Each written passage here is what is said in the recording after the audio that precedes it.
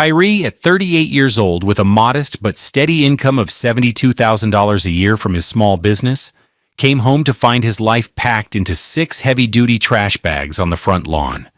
It was June 12, 2019, which year 2024, at exactly 6:17 p.m. A warm, humid Memphis evening was turning sour as the sky bruised to a deep purple, threatening a summer storm. The first fat drops of rain began to fall, splattering against the black plastic of the bags, each one a dark punctuation mark on the end of his marriage. His world, his comfort, his shared history with the woman inside the house, all of it was sitting there on the perfectly manicured grass of their East Memphis home. A home with a market value of $1.2 million that he had helped pay for. Inside one bag, he could see the sleeve of his favorite $120 J. Crew wool sweater. A Christmas gift from 2 years ago, already darkening with moisture. His collection of vinyl records, probably worth $3,000, was in another, their cardboard sleeves surely warping in the humidity. His worn leather briefcase, a $300 gift from his late father, was tossed near the curb like actual garbage. The rain began to fall harder now, a steady, relentless drumming that seemed to mock his paralysis. He stood on the sidewalk, his keys still in his hand, looking at the wreckage of his personal life displayed for the whole neighborhood to see.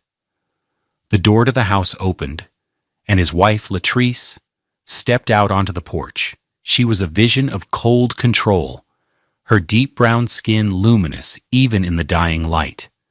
She wore a white silk blouse, likely one of her $800 ones from Lafayette 148, and she held a glass of what looked like expensive wine. She didn't come down the steps. She just stood there, under the protection of the awning, watching him get soaked. "What is this, Latrice?" His voice was hoarse, barely a whisper against the sound of the rain. "It's over, Kyrie," she said, her tone as crisp and sterile as a legal document. "I can't do this anymore. I can't be tied to a man with such small dreams." His small dreams were Kay's Secure Storage, a small but profitable business he'd built from the ground up on a piece of industrial land his grandfather had left him. It wasn't glamorous, but it was his. It was the foundation he thought they were building on. He looked from her cold, impassive face to the bags, then back again. The rain was plastering his thin work shirt to his skin. He felt a profound and chilling emptiness spread through his chest, colder than the rainwater soaking through his $89 Timex watch. He had no idea how wrong he was about what was truly happening. The bags on the lawn were just the beginning of the devastation. Have you ever felt completely blindsided by someone you trusted with your entire world? It's a pain that goes deeper than just surprise. It feels like the very ground you stand on has dissolved into nothing. We'd love to hear about a time you had to find strength you didn't know you had. Share your story in the comments below, because your journey of resilience could be the inspiration someone else needs to see today. The facade of their life had been so meticulously constructed, it was almost convincing, even to him. Their life was a series of beautifully framed photographs of domestic normalcy, each one carrying a hidden and often lopsided price tag. Just 6 months prior, on a bright Saturday in January, he'd spent the morning installing a new garbage disposal in their kitchen sink. The unit cost $225 from Home Depot, and he'd spent 3 hours on his back under the sink, knuckles scraped and back aching, while Latrice was at a brunch with her friends at the Beauty Shop restaurant in Cooper Young, a bill that likely came to over $150 for her share alone. When she came home, she didn't thank him. She just wrinkled her nose at the smell of pipe sealant and said, "Is that finished?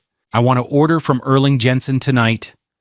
That dinner, a celebratory meal for her recent promotion at a marketing firm, cost them $350, paid for from their joint account, an account he contributed to far more consistently than she did. He remembered their 3rd anniversary. He had planned a simple, romantic evening. He bought a beautiful $80 bouquet of lilies from a local florist on Poplar Avenue and cooked her favorite meal, salmon with roasted asparagus.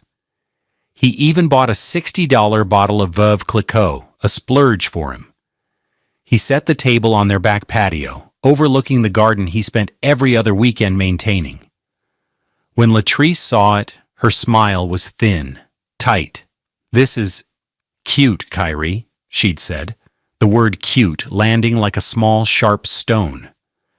"You know, Kendra's husband took her to Paris for their anniversary. He just closed a 7-figure deal." She'd spent the rest of the dinner scrolling through her phone, showing him pictures of the Eiffel Tower, the glitter of the city lights a stark contrast to the quiet candles he had lit. The salmon grew cold on their plates. The financial disparities were a constant, humming beneath the surface of their marriage. Her closet was a shrine to luxury brands. A row of Christian Louboutin shoes, each pair costing upwards of $900, sat pristine on custom-built shelves. A $4,200 Chanel handbag, which he'd paid for as a birthday gift after she dropped hints for months, was displayed on her dresser like a museum piece. Meanwhile, his side of the closet was filled with shirts from Kohl's, most bought on sale for under $50, and a single suit he'd owned for 5 years. He drove a 2018 Ford F-150, fully paid off, a practical vehicle for his business.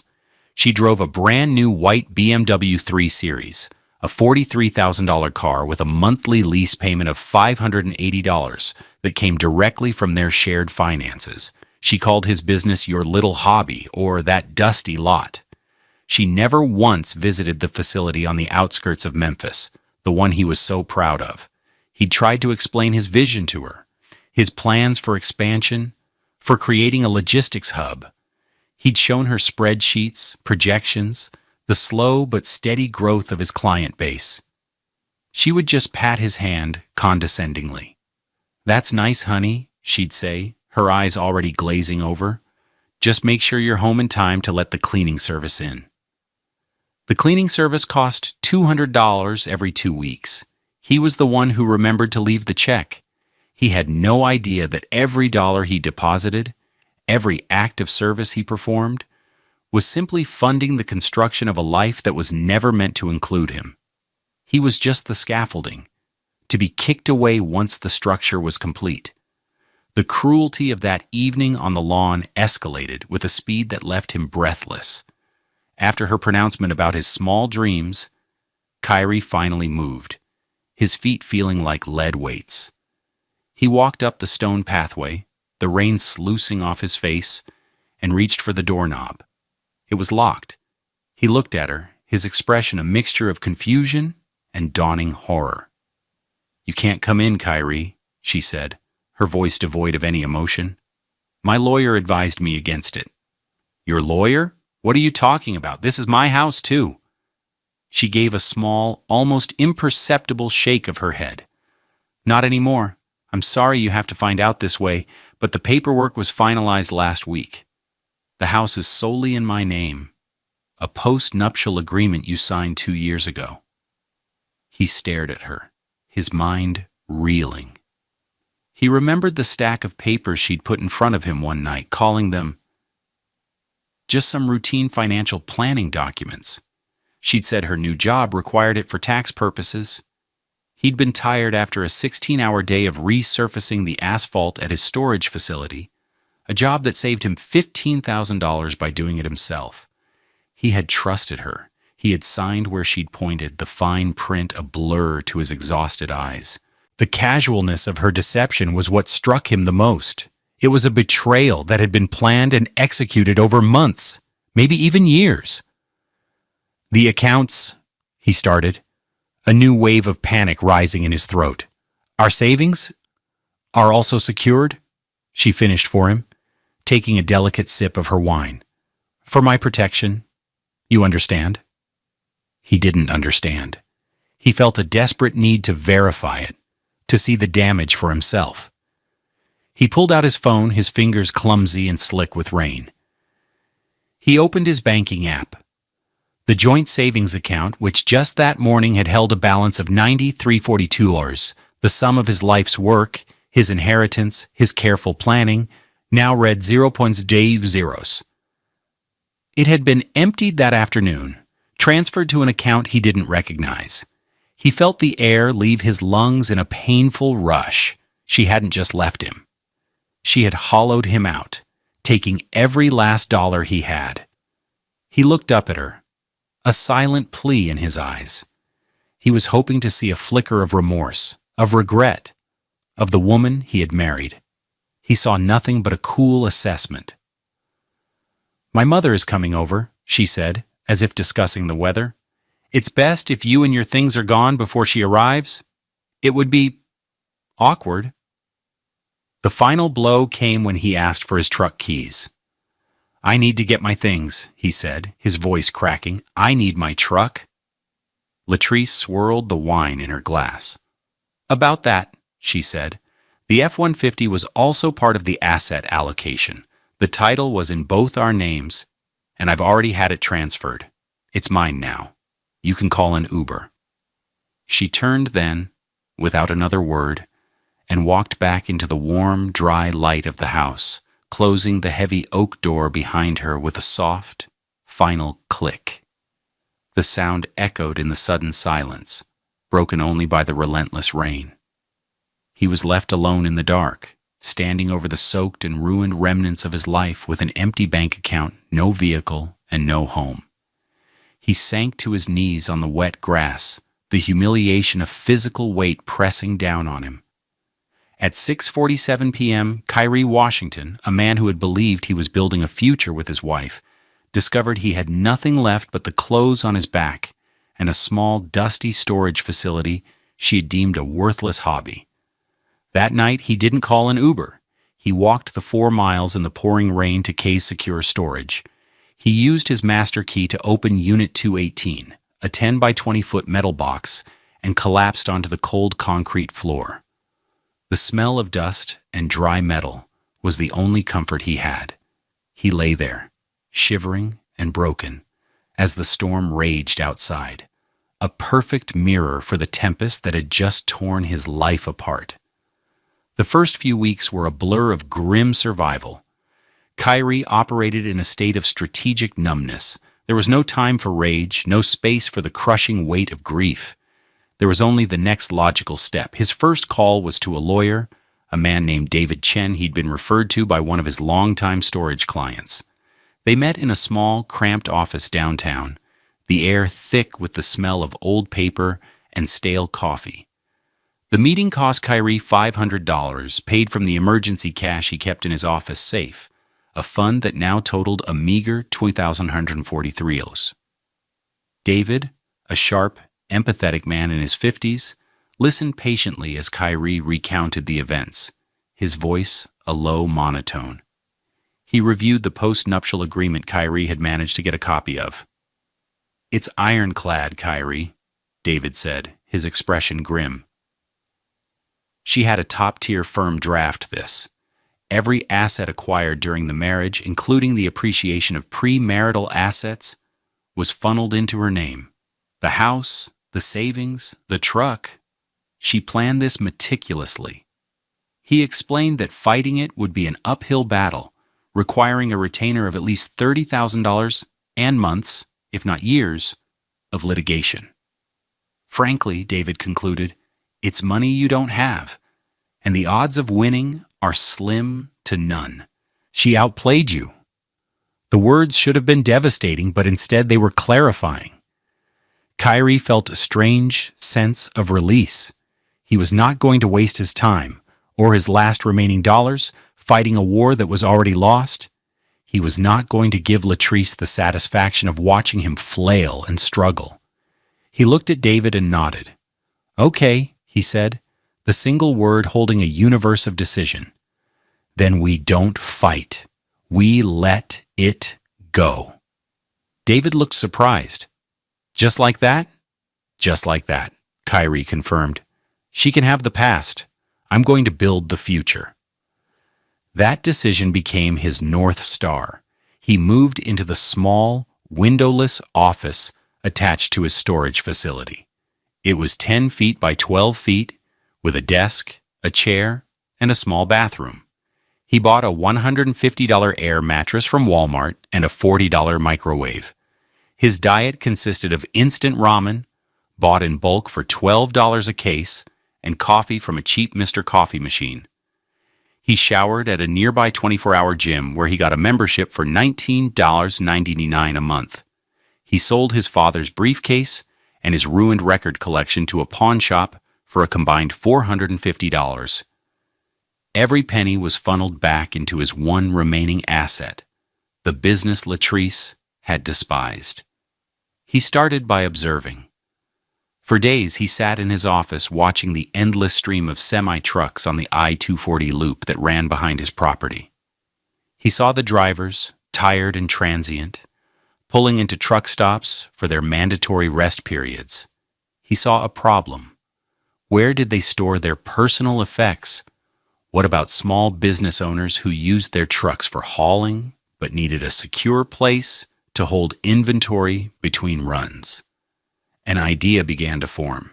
He wasn't just in the storage business, he was in the logistics business. He used $500 of his remaining cash to hire a freelance web developer to build a professional website and create a new brand. Kay's secure storage was too small, too personal. It needed to sound bigger, more official. They landed on Truck Stop Express Secure Hub and Hold. The name was perfect. It was direct, professional, and spoke to his new target audience.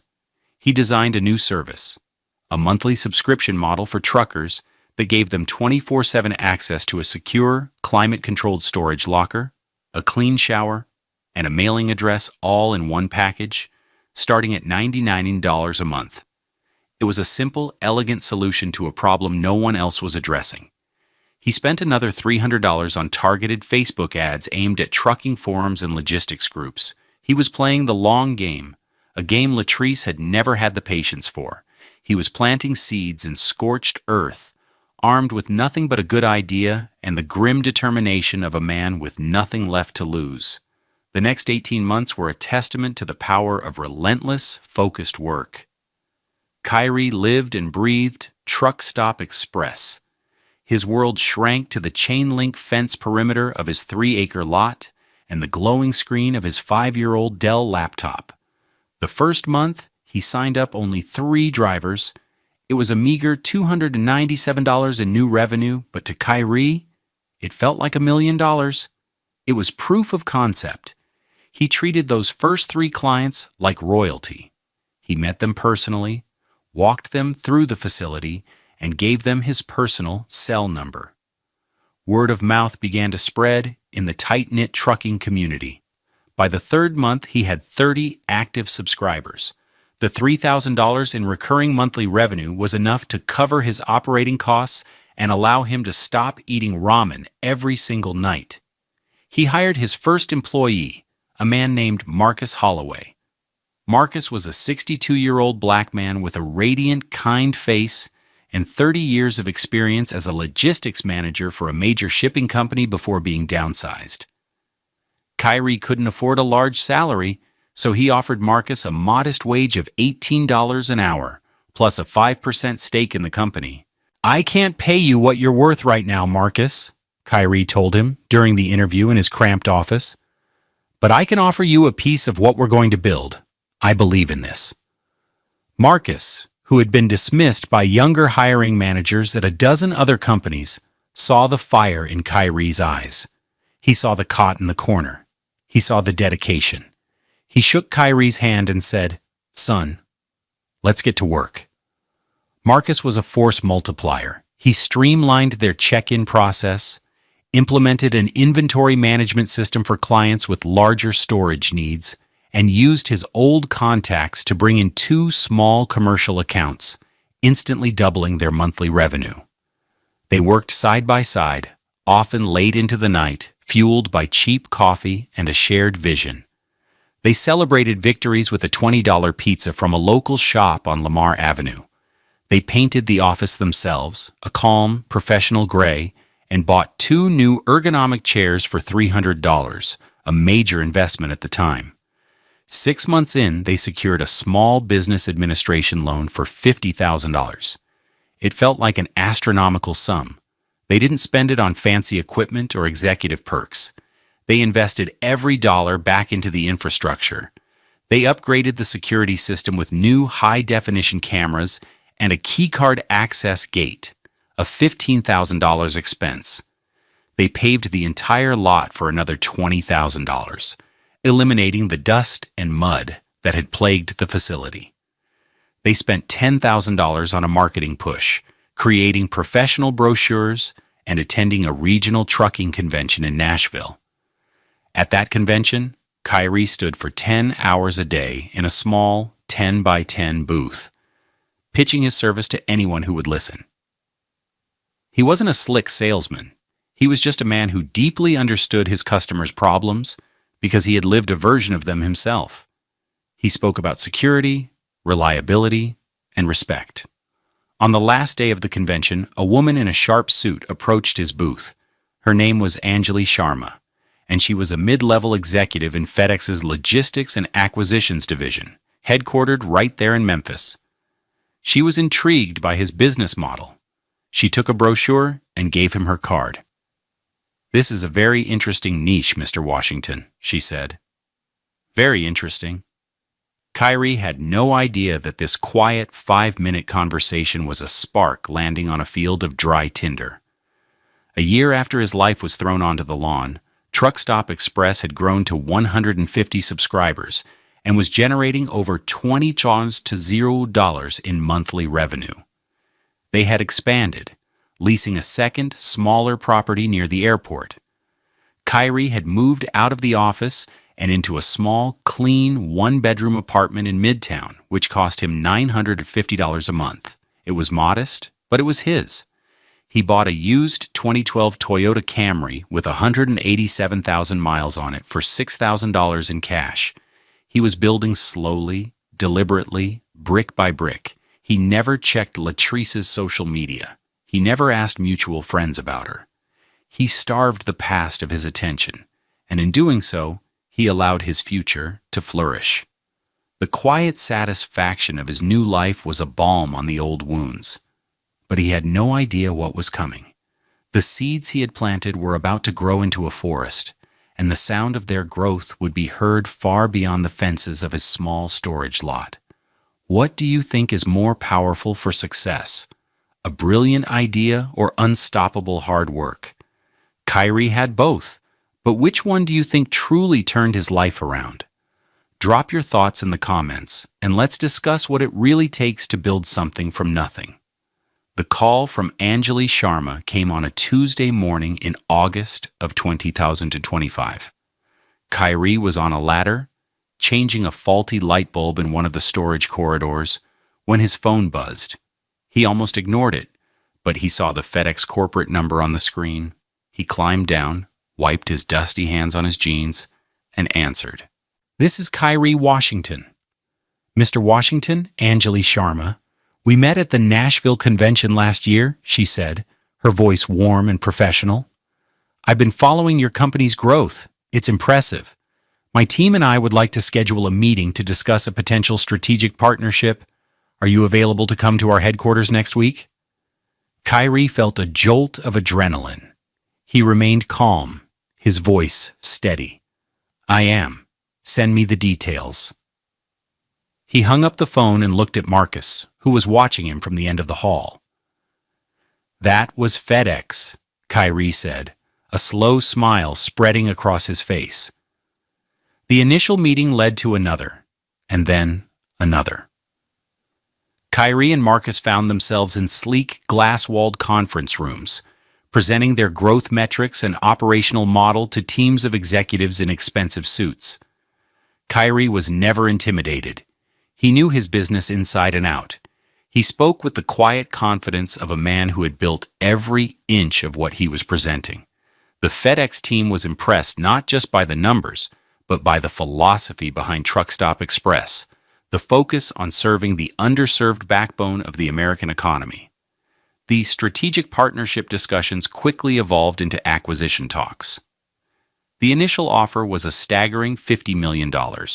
Kyrie, guided by a new corporate lawyer he'd hired, calmly countered.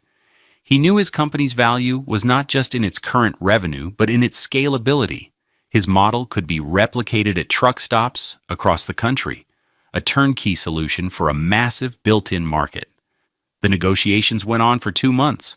Finally, they arrived at a number that made Kyrie's hands tremble slightly when he saw it on the term sheet. It was a number so large it seemed fictional.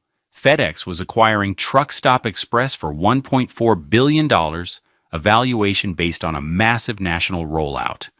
As part of the deal, Kyrie would retain a significant equity stake in the new subsidiary and stay on to lead the expansion. The signing was scheduled for October 28, 2025. It wasn't to be a quiet affair in a boardroom. FedEx wanted to make a splash, announcing their innovative move into a new market sector.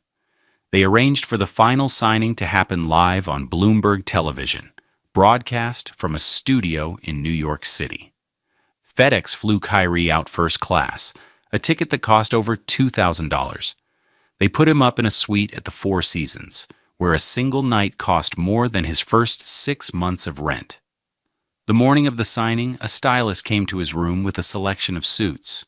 He chose a perfectly tailored Tom Ford suit in a deep charcoal gray, a $3,500 garment that felt like armor. As he looked at himself in the mirror, he saw a man transformed. His deep brown skin glowed under the soft hotel lighting, his locks were neatly styled, and his eyes held a calm, steady resolve. He was a long way from the man shivering on a concrete floor. He was still the same person, but now the world was ready to see him as he saw himself. October 28, 2025, 10:30 a.m., Eastern Standard Time. In the Bloomberg studio high above Manhattan, the air was cool and controlled. A constellation of bright studio lights shone down on a heavy mahogany table. Kyrie sat on one side, the picture of still, signing pen composure. Beside him sat the CEO of FedEx, a man in his late 60s with a warm smile and sharp eyes. Cameras, silent and robotic, glided around them. The host of the program was speaking, her voice a smooth, authoritative hum, but Kyrie barely heard her. He was focused on the document in front of him, a thick stack of pages that represented 18 months of sleepless nights and relentless effort. At that exact moment, 2,000 miles away in Memphis, Tennessee, Latrice was in the living room of her $1.2 million home. She was bored. Her marketing job, which had once seemed so glamorous, now felt like a gilded cage. The thrill of her freedom had long since faded, replaced by the low-grade anxiety of maintaining a lifestyle she couldn't truly afford. The $90,000 she had taken was nearly gone, bled away by the $5,800 monthly mortgage, the $580 BMW lease, and a steady diet of designer clothes and expensive dinners. She was flipping through channels on her 85-inch Samsung Frame TV, a $4,000 purchase from a few months back. She paused on Bloomberg, drawn in by the familiar FedEx logo on the screen. She saw the CEO, and then her eyes shifted to the man beside him. Her breath caught in her throat. It couldn't be. The man on the screen was poised, confident, radiating a quiet power she had never seen before.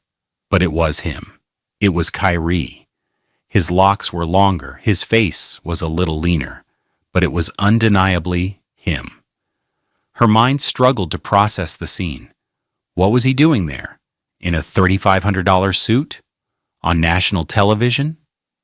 The host's voice cut through her confusion. An incredible story of innovation. Mr. Kyrie Washington, founder of Truck Stop Express, started his company just 18 months ago with next to nothing. Latrice felt a cold dread seep into her bones. Truck Stop Express? She vaguely remembered him talking about some idea for truckers, an idea she had dismissed as another one of his small dreams. Then the FedEx CEO spoke. We are thrilled to announce that FedEx is acquiring Truck Stop Express in a deal valued at $1.4 billion. We believe Mr. Washington's model will revolutionize logistics services for the entire shipping industry. $1.4 billion. The number hung in the air of her silent, cavernous living room. The remote control slipped from her numb fingers and clattered onto the marble floor. Her face went completely white. She watched, frozen, as Kyrie picked up a heavy, expensive-looking pen. He didn't smile. He didn't look triumphant.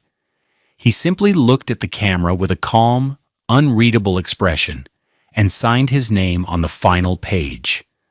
The camera zoomed in for a close-up of his hand, the same hand that had fixed her garbage disposal, planted her garden, and held hers for years, as it sealed the deal that irrevocably changed his life, and in doing so, exposed the catastrophic scale of her own miscalculation. In that moment, she wasn't just a woman who had left her husband.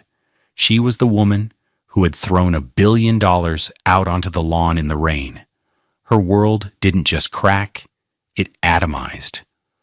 The moment the broadcast ended, Latrice snatched her iPhone 16 off the table, her hands shaking so badly she could barely unlock it. Her finger hovered over Kyrie's contact name, a contact she hadn't touched in 18 months. She pressed call. It rang twice, then went to voicemail. His voice was the same, calm and steady. "You've reached Kyrie Washington. Please leave a message." She didn't leave one. She hung up and called again, and again, and again. Her panic mounted with each unanswered ring. She started texting, her thumbs flying across the screen in a frantic, misspelled jumble. 10:47 a.m. "Kyrie? Was that you on TV?" 10:49 a.m. "I can't believe it. $1 billion? Call me." 10:55 a.m. "Baby, we're rich. I knew you could do it. We need to talk." In New York, Kyrie felt his phone vibrating in his suit pocket. He glanced at the screen during a commercial break. He saw her name, followed by a cascade of notifications. Latrice, 8 missed calls. Latrice, 12 new messages. He felt nothing. No anger, no satisfaction, just a profound and quiet distance. He put the phone back in his pocket and turned his attention back to the FedEx CEO, who was congratulating him. He did not check the messages. He did not answer the calls. He simply let them accumulate, a digital record of her spiraling desperation. Back in Memphis, Latrice's frantic energy curdled into rage, then pleading. She left her first voicemail at 11:15 a.m. "Kyrie, it's me, Latrice. I saw the news. Congratulations. I'm just so proud of you. Of us. Call me back, okay?" Her voice was strained, unnaturally sweet. By 1:30 p.m., after another dozen unanswered calls, her tone had shifted. "Kyrie, why aren't you answering your phone? This is ridiculous. You can't just ignore me. I was with you when you had nothing. I supported you. This is our money. You know that. You owe me." At 4:00 p.m., the pleading began. "Baby, please, please, just call me. I made a mistake. A terrible, terrible mistake. I was stressed. I wasn't thinking clearly. I love you. I've always loved you. We can fix this. We can have everything we ever wanted." Her last call of the day came at 9:47 p.m. By then, he had received 31 missed calls from her number. This time, the voicemail was just the sound of her, weeping. Not loud, dramatic sobs, but the choked, hopeless sound of someone whose entire world had crumbled to dust, a sound that conveyed the full, crushing weight of her regret. Kyrie was at a celebratory dinner at a Michelin-starred restaurant in Manhattan with his new partners. He saw the final missed call notification. He powered his phone off completely and placed it beside his plate. He then raised his glass of sparkling water to Marcus, who was sitting across from him, his eyes shining with pride. "To the future, Marcus," Kyrie said. "To building things that last." The consequences for Latrice cascaded through her life with brutal efficiency, each one a direct result of her own choices. The first to go was her social standing. Her circle of friends, the ones who had clinked champagne glasses with her and congratulated her on trading up, now looked at her with a mixture of pity and contempt. The whispers followed her through the aisles of the upscale grocery store and across the tennis courts at the country club. She became a cautionary tale, a punchline in conversations held in rooms she was no longer invited into. The story of the woman who kicked out her billionaire husband was just too delicious for the Memphis elite to resist. The second, and more pressing consequence was financial.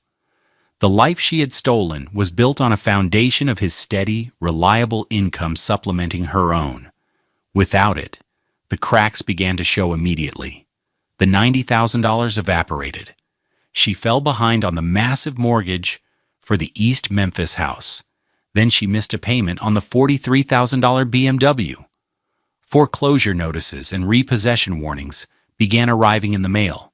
Stark white envelopes mixed in with her glossy fashion magazines. Within 6 months of Kyrie's deal, a for sale sign was staked into the same manicured lawn where she had thrown his life away. She was forced to sell the house for $1.1 million, less than its market value, just to escape from under the debt. After paying off the mortgage and the real estate commissions, she was left with a little over $100,000, a fraction of what she had thrown away. The third consequence was familial. Her own mother, a proud, church-going woman who had always been quietly fond of Kyrie, was mortified. She called Kyrie a week after the news broke. "Kyrie, this is Eleanor," she said, her voice heavy with shame. "I have no words for what my daughter did to you. I am so, so sorry. I always knew you were a good man. A man of character." She paused, then continued. She sent you a card, a congratulations card. I told her not to, that you deserved your peace, but she insisted. I'm forwarding it to your old business address. You don't have to read it. I wanted you to know that not everyone in this family lost their mind. The card arrived a few days later, a thick, cream-colored envelope with Latrice's elegant, looping handwriting on the front. Kyrie looked at it for a long moment. He saw not an olive branch, but a final, desperate attempt to claim a piece of a life she had willingly abandoned. He didn't open it. He placed it on a bookshelf in his new office at the global headquarters of Truck Stop Express, a gleaming glass tower in downtown Memphis. It sat there, a silent monument to a past he had fully and finally moved beyond. Her downfall was complete, not because he had orchestrated it, but because her own character had authored it, line by devastating line. Have you ever had to make the difficult choice to cut someone out of your life for your own peace and well-being? It's a hard decision, but sometimes it's the only way to move forward. Share your thoughts on when it's necessary to close a door for good in the comments. 2 years after the signing, life looked very different for Kyrie Washington. He didn't live in a sprawling mansion or drive a fleet of exotic cars. He had purchased a quiet, elegant home in the Harbortown neighborhood, a 3-bedroom house with a wide porch that overlooked the Mississippi River. The house had cost him $950,000, a fraction of what he could afford, but it was all he needed.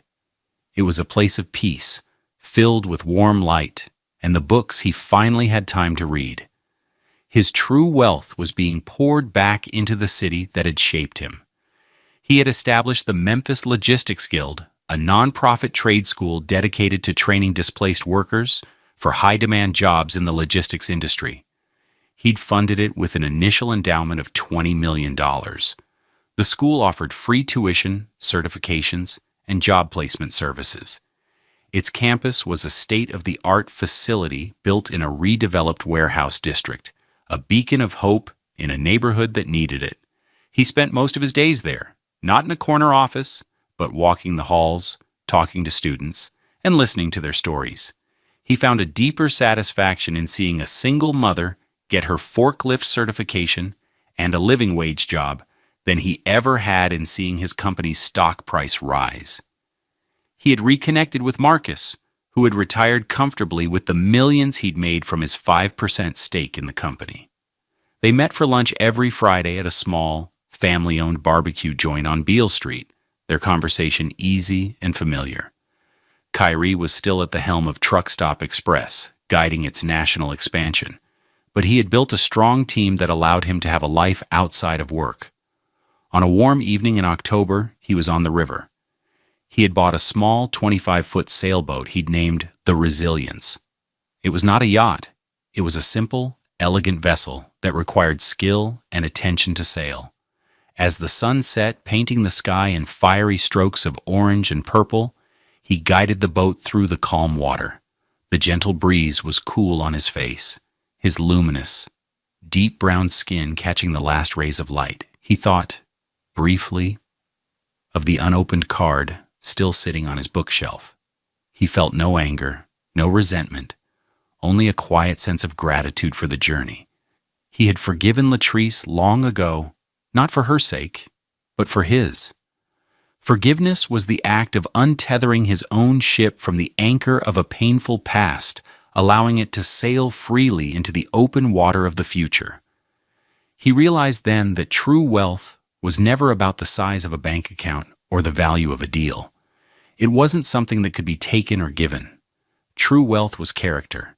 It was the resilience to withstand the storm, the integrity to build something of value, and the wisdom to find peace in the quiet harbor of a life well lived. It was the only asset that truly mattered, the only one that could never be thrown out on the lawn. Our lives are defined not by what happens to us, but by how we respond. Kyrie chose to build instead of break, to look forward instead of back. What is one small step you can take today to start building your own brighter future? Share your commitment in the comments below, and let's build a community of resilience together.